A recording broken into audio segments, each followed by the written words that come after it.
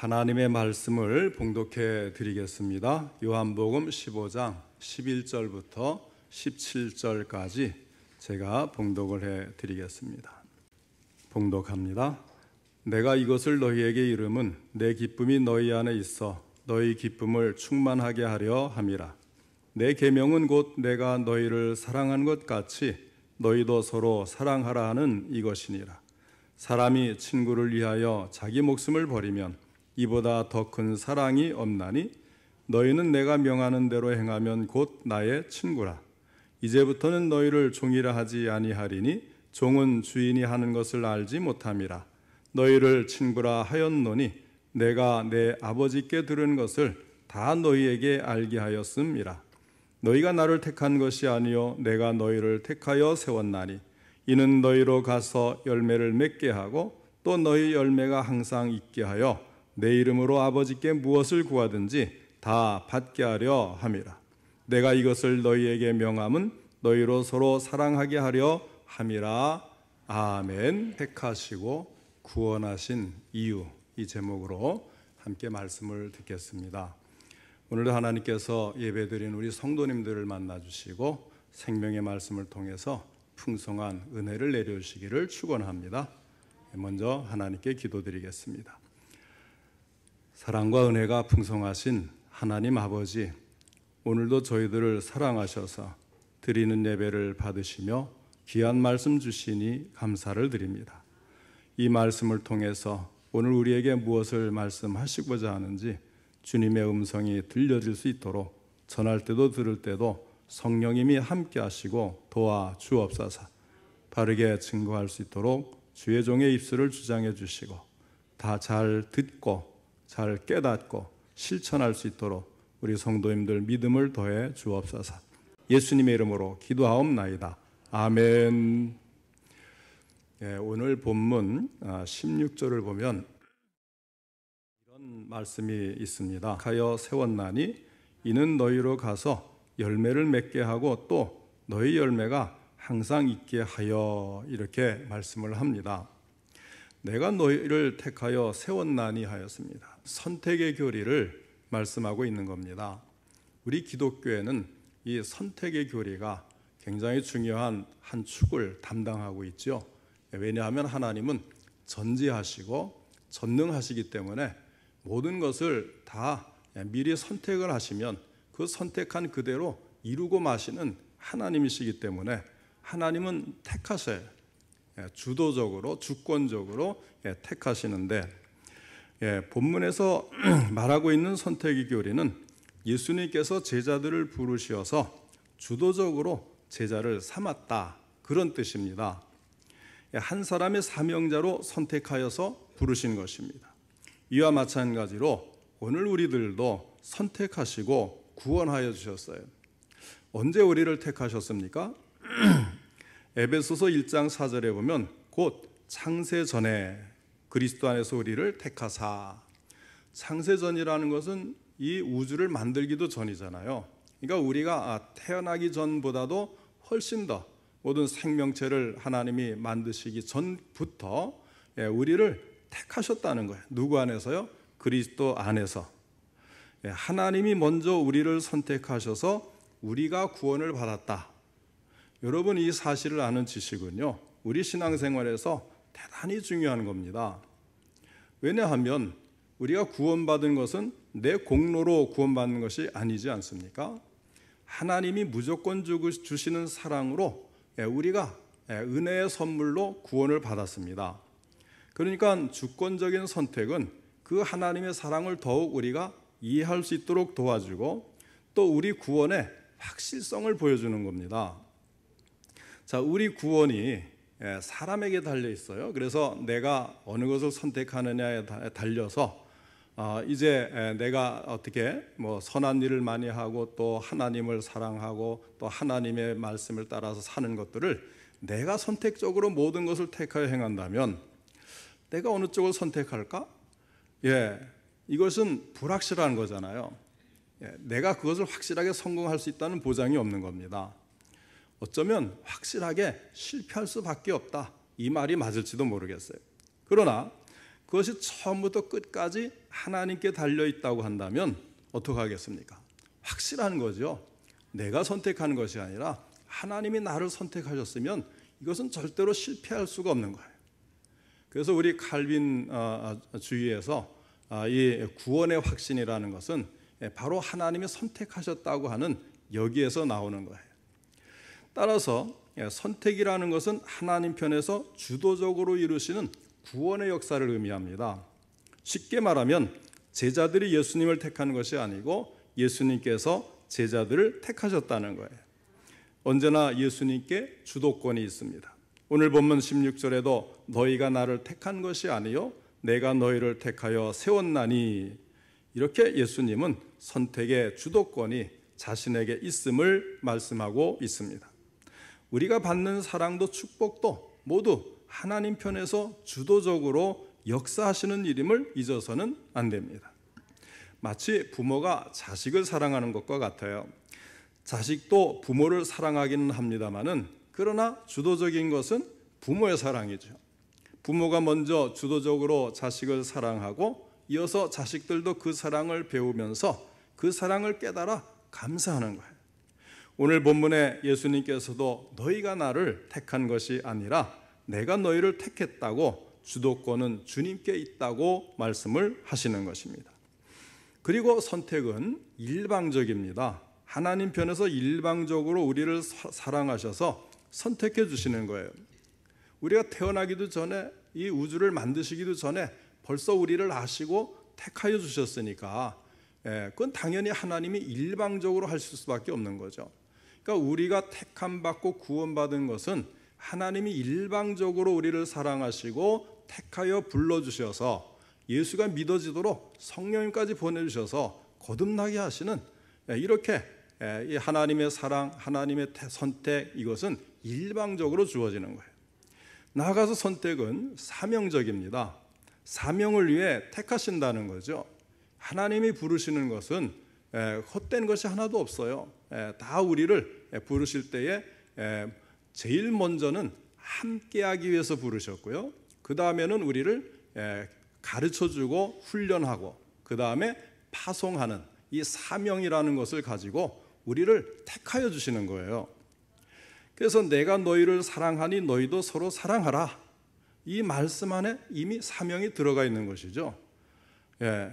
그래서 우리는 참 주님께서 우리를 사랑하시고 택하여 주셔서 구원하여 주셨을 때는 이러한 우리가 서로 사랑하도록 하는 사명이 들어가 있는 거예요.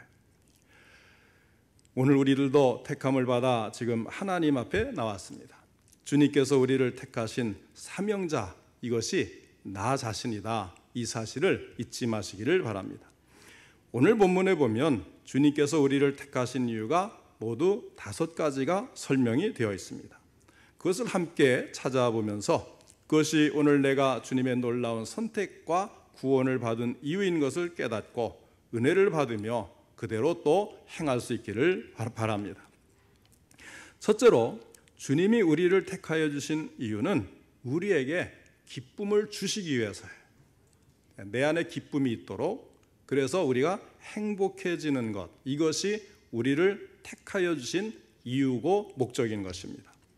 11절 말씀입니다. 내가 이것을 너희에게 이름은 내 기쁨이 너희 안에 있어 너희 기쁨을 충만하게 하려 함이라. 나를 향한 이 택함의 목적은 내 안에 기쁨이 충만하게 있도록 하려는 그런 목적이 있는 것입니다. 예수님께서 우리를 택하시고 위하여 십자가에 못 박히신 목적이 무엇입니까? 결국은 우리를 행복하게 하기 위함인 것입니다.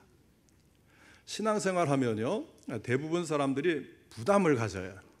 뭔가 매이는 것 같고, 또 여러 가지 또 손해보는 것 같고, 이렇게 끌려가는 것 같고, 그렇게 생각하시는데, 그러나 그 목적을 우리가 생각하면 이것을 바꿀 수가 있어요. 하나님이 우리를 택하신 것은 우리를 종으로 삼고 억누르고 억압하고 그 이제 멍에를 씌우고 이렇게 강제 노동시키고 그러려고 우리를 부르신 게 아니에요. 우리에게 기쁨을 주시고 우리를 행복하게 하려는, 하나님이 우리를 창조하신 목적도 그것이지만 이제 타락한 우리를 택하여 구원하신 목적도 바로 거기에 있다고 하는 것입니다. 부모와 자식 간의 그 관계는 제가 자주 말씀드리듯이 하나님과 우리의 관계가 딱 성립이 되는 그런 모습이에요. 그래서 하나님이 내 부모를 공경하라고 하는 것은 하나님이 우리를 향한 사랑과 부모의 자녀를 향한 사랑, 또 자녀가 부모를 대하는 것과 우리 인간이 하나님을 대하는 것은 너무나 서로 닮아 있기 때문에 그래요. 자, 그러면 부모가 자식을 위해서 수고하는 그 목적은 그럼 어디에 있다고 생각하십니까? 내가 효도 받으려고요? 아니면 늙어서 이 보험 들듯이 자녀들이 나를 먹여 살리고 그렇게 하도록 우리가 낳고 기르고 또 이제 자녀를 위해서 수고하는 것입니까? 절대로 아니죠. 결국 그런 목적으로 자녀를 낳고 키우는 사람은 이 세상에 아무도 없을 거예요. 진정한 부모는. 그래서 효도로 대발드리려는 이 장사꾼 같은 마음이 아니고 그저 그 자녀들이 잘 되고 행복하고 명예롭게 살도록 그들을 위해서 평생을 주고 수고하는 거예요. 결혼한 자녀들이 집에 들르면 부모들은 이것저것 자꾸 싸주죠. 그저 주고 싶고 자식들이 기뻐하는 것을 보고 싶은 것이 부모의 사랑이기 때문에 뭐 줄 게 없을까? 그냥 없는 것도 막 뒤져서 바리바리 싸가지고 잔뜩 안겨주는 게 부모의 모습 아닙니까? 마찬가지로 예수님께서도 나의 기쁨을 너희에게 주고 너희 안에 나의 기쁨이 충만하게 하기 위해서 너희를 택했다고 말씀을 하고 계십니다. 우리들도 예수님으로 인해서 정말 기쁘다고 고백할 수 있는지 다시 한번 나의 마음을 돌아보시고 우리가 예수님 때문에 난 기쁘다 이런 그 신앙인이 되는 거기까지 올라가야 되지 않겠습니까? 예수님만 생각하면 교회만 생각하면 부담이 되고 마음이 무겁고 이것은 주님이 우리를 택하시고 구원하신 목적이 아니에요. 주님을 생각하면 내 마음이 기쁘고 행복하고 정말 내가 예수 믿어서 하나님을 만난 것이 이렇게 좋을 수가 없구나 이런 마음이 드는 것이 주님이 원하시는 목적인 겁니다. 그럼 예수님께서 우리에게 주시는 기쁨은 어떤 것들이 있습니까? 의롭다 하시는 기쁨이 있어요. 모든 죄를 용서받고 의롭다. 너는 내가 예수 그리스도의 의의 옷을 입혀서 깨끗하게 했다. 이런 그 의롭다 해주시는 그런 기쁨. 하나님의 자녀가 되는 기쁨. 하나님의 자녀됨을 의식하고 사십니까? 우리 아버지가 하나님이시다. 나는 하나님의 자녀.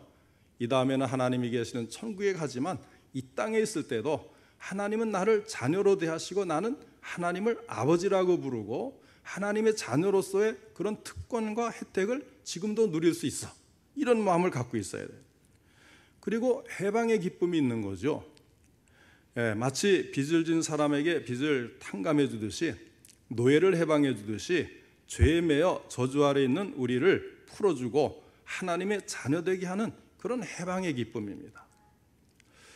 사실 우리나라는요 지금도 이 무속이 정치권에까지 지금 흔들고 있지 않습니까? 모든 사람에게 그런 기본적인 무속의 마음이 있지만 참 우리나라는 이 무속이라는 것이 아주 뿌리 깊이 들어있던 그런 민족 아닙니까? 그런 이 땅에 복음이 들어와서 많은 사람들을 그 무속으로부터 해방시켜 주잖아요.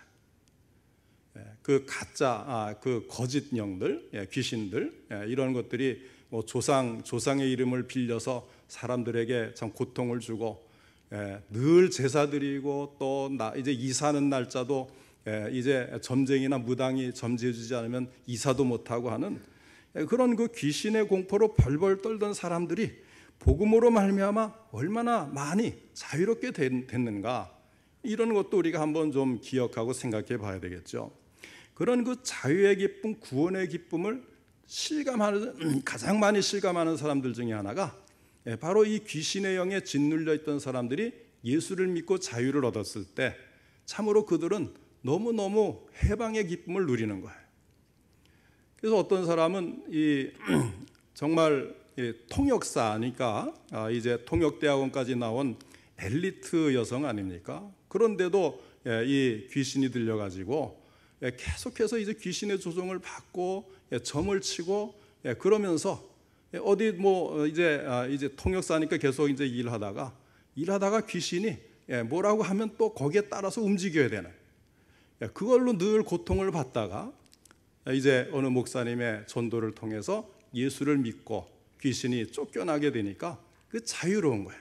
자기가 이 점치고 이제 귀신을 위해서 만들었던 것들을 다 불태우고 아주 속 시원하게 아주 자유를 얻게 되는 그런 기쁨을 맛보는 이런 것들, 우리는 평소에 잘 생각을 못 하는데 이렇게 큰 것에서 해방된 사람들은 확연하게 그것을 느끼게 되는 거예요.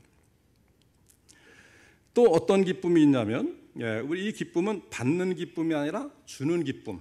우리가 주님으로부터 이제 받게 되는 기쁨은 받는 게 아니라 주는 기쁨이에요.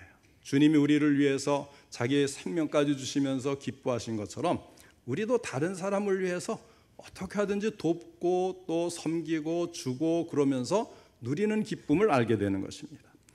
그 다음에는 이제 예수님이 우리를 위해 십자가에 지신 것처럼 참으로 의인을 위한 의인의 고난을 당하면서 복음을 전할 때에 거기에서 오는 기쁨도 이루 말할 수가 없는 거예요.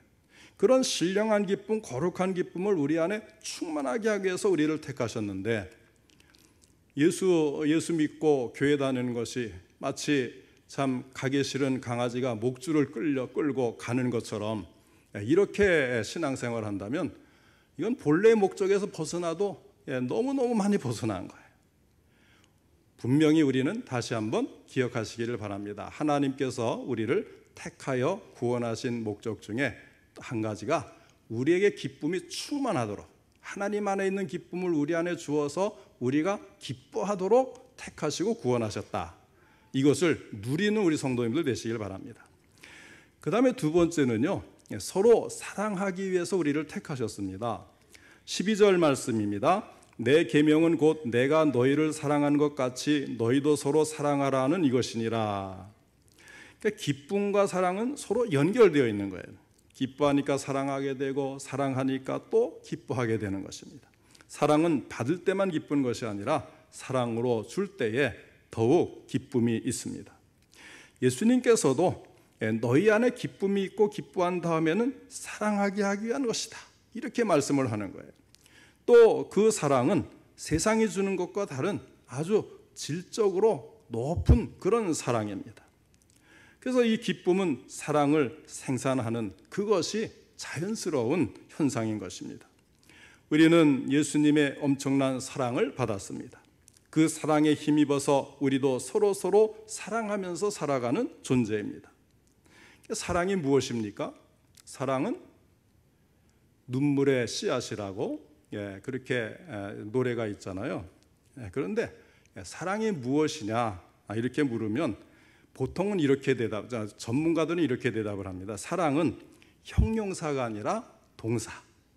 사랑은 형용사가 아니라는 거죠. 그저 이 말로만 사탕발림해서 사랑한다 뭐 이런 그 말로 하는 것이 아니고 행함과 진실함으로 행동이 따르는 것이 사랑이라는 것입니다. 그래서 데살로니가전서 1장 3절에 말씀하기를 사랑의 수고, 거기에는 사랑의 수고라 그랬어요. 진정으로 예수님이 우리를 위해서 희생하시고 수고하셔서 우리에 대한 사랑을 나타내시고 우리를 구원하신 것처럼 우리도 희생하고 수고하면서 이 사랑을 나타내도록, 그것이 우리를 택하신 목적인 것입니다. 그 다음에 세 번째는 친구 되게 하기 위하여 우리를 선택하셨다고 말씀을 합니다. 예수님은 사람이 친구를 위하여 자기 목숨을 버리면 이보다 더 큰 사랑이 없나니 너희는 내가 명하는 대로 행하면 곧 나의 친구라 하셨어요. 또 이제부터는 너희를 종이라 하지 아니하리니 종은 주인이 하는 것을 알지 못함이라 너희를 친구라 하였노니 내가 내 아버지께 들은 것을 다 너희에게 알게 하였음이라 하셨습니다. 무슨 의미입니까? 예수님은 친구의식으로 서로 믿고 비밀 없이 인격적인 관계로 우리를 사랑하고 계심을 보여주는 것입니다. 세상 사람들은 어떻습니까? 아무리 친해도 할 말이 있고 못할 말이 있는 법 아니겠습니까? 그러나 예수님과 우리 사이에는 그렇지 않습니다. 비밀이 없습니다. 예수님은 하늘나라의 모든 비밀을 우리에게 가르쳐 주셨어요. 그리고 언제나 우리의 말에 귀를 기울여 주십니다. 우리는 예수님께 나아가서 얼마든지 내 마음속에 있는 모든 것을 털어놓고 고백할 수가 있는 것입니다. 그러니 얼마나 놀라운 특권입니까? 구약 성경에 보면 아브라함을 하나님의 벗 친구라고 표현을 했어요. 그는 하나님과 동행했고 서로 대화를 나누었으므로 하나님의 친구라고까지 말을 한 것입니다. 우리도 예수님께서 우리를 친구로 대했다는 엄청난 사랑을 알고 항상 기도로서 인격적 관계를 맺으면서 하나님의 사랑을 깨닫는 그런 대상이 되어야 하겠습니다. 예수님이 12제자를 밤새 기도하시고 이제 12제자를 선택하신 그 목적 중에 첫 번째가 그들과 함께 하시고라는 말씀이 있어요. 누가복음에 보면. 그래서 말씀들을 다 하나님의 말씀이지만 가끔 그렇게 우리에게 굉장히 친밀하게 다가오는 그런 말씀들이 있어요. 왜 택하셨는가? 함께 지내기 위해서. 복음 전하려고 파송하려는 목적도 있지만 그것이 최우선순위가 아니라는 거예요. 하나님이 우리를 택하시고 구원하신 첫 번째 목적은 우리를 구원하셔서 함께 하시고자 하는 겁니다. 여러분 이 사실을 항상 잊지 마시기 바랍니다. 우리를 부려먹으려고 택하셨다? 그게 아니죠. 우리를 함께 해주시고 모든 좋은 것을 함께 하시려고 그것이 첫 번째 목적이라는 것을 먼저 아셔서 여기에서 모든 신앙을 다시 한번 생각해 보시기 바랍니다. 그럼 나머지는 자원해서 기쁨으로 할 때마다 우리는 기뻐지는 거예요. 친구라는 것은 친하다는 말이 아니겠습니까? 친한 친구와 친하게 지내는 것처럼 예수님께서도 우리와 친하게 지내는 친구가 되기를 원하셔서 우리를 친구로 삼아 주셨어요. 자, 우리 성도님들 어때요? 예수님과 친하십니까? 예. 친한 친구라고 불러주시는 우리 예수님과 친하게 지내시기를 바라요.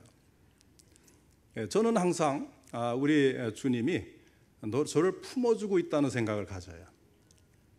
이상하게도 어려서부터 그 유치원 이제 나이 때 우리는 유치원은 안 다녔지만 이제 주일학교를 다니잖아요. 유치부.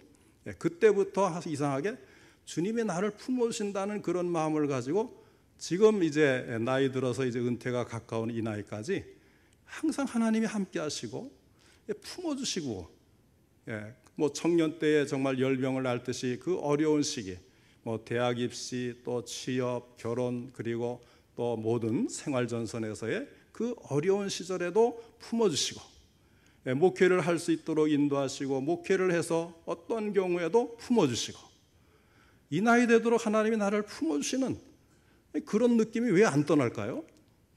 참 감사한 그런 느낌을 늘 주시는데 저는 늘 하나님이 나를 품어주시는 그런 것을 느끼면서 살고 그러니까 주님과 더욱 가까워지기를 너무나도 사모하고 또 그런 것을 감사하는 그런 신앙생활을 하는 것 참 우리 청년들도 좀 그런 것들을 끝까지 잘 품어갔으면 좋겠어요. 지금도 열심히 하나님을 가까이 하고 말씀 큐티를 해야 돼요. 그래서 우리 어르신들은 이제 눈이 막 아프고 이제 쉬어서 못 보지만 우리 젊은 사람들은 매일매일 성경 한 구절씩이라도 읽으면서 주님의 마음은 어떨까? 내가 오늘 주님을 위해서 어떻게 살아갈까? 이 큐티를 해야 돼. 경건의 시간을 가져서 말씀을 묵상하고 더 주님과 친하게 지내고 주님이 내 손을 붙잡고 계시는구나, 나를 품어주시는구나, 나를 지금 이끌고 가시는구나 이런 것들을 한 발자국 한 발자국 나갈 때마다 뭐 대학교에서도 또 시험 보고 또 진로와 또 앞으로 인생의 고민이 있을 때에 그것까지도 하나님이 나를 쫙 끌고 가시는구나 하는 것을 여러분이 경험을 하고 그와 그렇게 살아가는 것 그것이 하나님이 우리를 택하시고 구원하신 이유고 목적인 것입니다. 주님과 친하게 지내시기 바랍니다. 그 다음에 이제 네 번째는 주님은 우리를 사명자로 택하셨어요. 이것은 이제 부르셨을 때에 우리에게 사명을 주시는 것도 은혜입니다.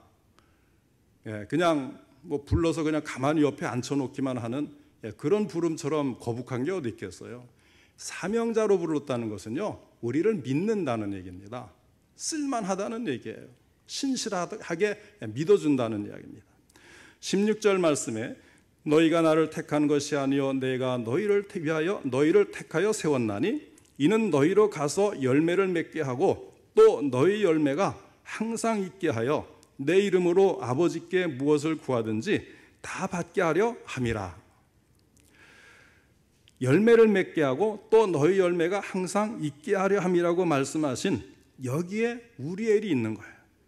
이 열매를 맺어야 되는 거예요. 왜? 우리는 생명 있는 무화과나무처럼 포도나무처럼 생명 있는 그러한 존재로 부름을 받았기 때문에. 누가복음 13장에 보면 열매 없는 무화과나무를 찍어버리라고 열매 없음에 대해서 꾸중하고 계시는 것을 볼 수가 있어요. 주님께서 우리를 택하신 분명한 목적이 있습니다. 말씀드리는 첫 번째는 우리가 주님과 함께하기를 원하고 주님이 우리와 함께하기를 원하시는 것이 가장 큰 1차적인 목적인데, 그러면 함께한다면, 우리를 믿으신다면 당연히 우리를 보내시는 사명을 주고 주님이 원하시는 일을 하기를 또 바라는 것 아니겠습니까? 그래서 우리를 보내실 때에 참 내 손으로 직접 나무를 가꾸고 열매를 맺는 그 기쁨을 맛보도록 보내시는 거예요. 어떤 사람에게 아름다운 정원이 있었습니다. 하루는 손님이 찾아왔습니다. 주인은 손님에게 자기가 정성스럽게 가꾼 정원을 구경시켜 주었어요. 손님이 정원을 구경하면서 야, 정말 좋다 이렇게 감탄을 했습니다.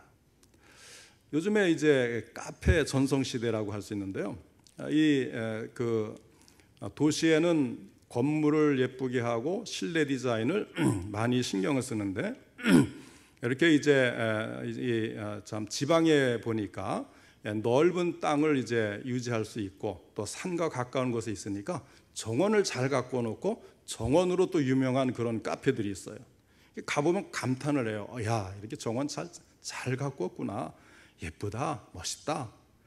자, 이런 말을 들으면서 주인이 손님에게 이런 말을 하는 거예요. 정원을 좋게 보아주시니 정말 고맙습니다. 그러나 손님께서 아무리 감탄하셔도 내가 정원을 보면서 느끼는 기쁨만큼 손님은 누리지를 못할 것입니다. 왜 그런지 아십니까? 나는 저기 있는 나무 한 그루 한 그루를 손수 심었기 때문입니다. 또 제가 정성을 다해서 그 나무들을 가꾸었기 때문입니다. 무슨 뜻입니까? 무슨 일을 하든지 간에 사랑과 관심이 있을 때 그만큼 큰 기쁨을 누릴 수 있다고 하는 것입니다. 천국에 가면 우리는 다 기쁘겠죠. 아, 내가 천국까지 왔네. 이 땅에 있을 때 예수 믿고 천국 간다고 할 때 참 늘 정말 있을까? 정말 갈까? 그런 곳에 우리가 다 가서 만날 수 있을까? 때로는 고민도 되고 걱정도 됐는데 막상 천국에 와보니까 내가 여기 왔구나. 그 기쁨은 이루 말할 수가 없는 거예요. 그런데요, 참 좋다, 잘 왔다고 하겠지만, 그런데 만약에 우리가 천국에 가서 정말 이렇게 좋은 곳에 내가 왔구나 그러는데 저쪽에서 누가 막 뛰어와요. 잘 기억이 안 나는데 막 뛰어오더니 이런 이야기를 하는 거예요. 고맙습니다. 내가 이렇게 구원받고 천국에 온 것은 순전히 당신 덕분입니다. 당신이 나에게 복음을 전해주지 않았다면 나는 이곳에 오지 못했을 것입니다. 정말 고맙습니다. 여러분, 우리가 천국에 가서 그 정말 우리를 위해 성경에 말씀한 그대로 좋은 것을 보면 내가 천국에 왔다는 안도감과 그 좋은 것을 보고 참 좋다고 하겠는데, 그러나 그것으로만 그치는 것보다 누군가가 와서 당신 때문에 내가 여기에 왔습니다. 고맙습니다. 여러분, 천국에서 그런 말을 들으면 몇 배 더 기쁘지 않겠어요? 그래서 수고하는 자의 그 기쁨을 우리가 알라고 하는 거예요. 나 하나만 예수 믿고 잘 돼서는 안 된다는 것입니다. 아직도 예수 믿지 않는 사람이 내 주변에 있습니까? 그 사람을 구원하기 위해서 하나님께서 나를 택하여 구원하신 줄로 믿으시기 바랍니다. 나의 가족이나 친척 중에 또는 친구들 중에 그리고 이웃에 아직도 예수를 모르는 사람이 있다면 그 사람을 구원하는 것이 내게 맡겨진 사명인 줄로 아시기를 바랍니다. 우리는 나름대로 각자 다 자기에게 주신 사명이 있어요. 우리를 열매 맺도록 택하시고 구원하셨다는 사실을 잊지 마시기를 바랍니다. 그 다음에 이제 마지막 5번째는요, 내 이름으로 구하는 것은 무엇이든지 다 받게 하기 위해서 우리를 택했다고 하셨어요. 16절 하반절 말씀입니다. 내 이름으로 아버지께 무엇을 구하든지 다 받게 하려 함이라. 예수님께서 우리를 택하여 주신 이유는 예수님의 이름으로 구하게 하시고 그 기도에 응답하여 주시려는 이유가 있는 것입니다. 그러니까 이 땅에 사는 동안 우리가 예수님의 이름으로 기도하고 받을 수 있도록 우리를 택하여 구원해 주신 거예요. 예수님의 친구가 되었으니까 우리는 그분의 이름으로 하나님께 기도할 수가 있습니다. 하나님은 예수님의 이름으로 구하는 우리의 기도에 귀를 기울여 주시고 다 응답받게 하십니다. 더 정확하게 말하면 하나님은 그 아들 예수 그리스도의 이름으로 구하는 그 간구에만 응답해 주신다고 할 수가 있습니다. 우리 성도님들 어떠한 어려움에도 낙심하지 마시기 바랍니다. 왜냐하면 우리는 예수님의 이름으로 기도할 수가 있고 전능하신 하나님은 그 예수님의 이름으로 기도하는 우리의 기도를 응답해 주신다고 분명히 약속하시기 때문입니다. 이것이 하나님께서 우리를 택하시고 오늘날 예수 안에서 구원받도록 해주신 이유인 것입니다. 그러므로 기도의 내용은 예수님의 이름으로 되어져야 합니다. 우리의 기도 내용 전체가 예수님의 마음이어야 하고 예수님의 뜻이어야 합니다. 그냥 기도 끝에 가서 주님과 상관없이 기도하다가 마지막 부록처럼 예수님의 이름으로 기도합니다. 끼워 넣는 게 아니에요. 사실 우리가 기도하고 나서 마지막에 예수님의 이름으로 기도합니다를 빼고 나면 괜히 마음에 찜찜하죠.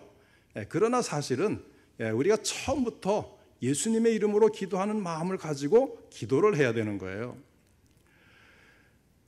예수님께서 우리를 친구라고 부르셨고 우리를 택하셨기에 택함의 이유와 택함의 목적을 분명히 알고 이 부름에 응답하는 신앙생활을 해야 될 것입니다.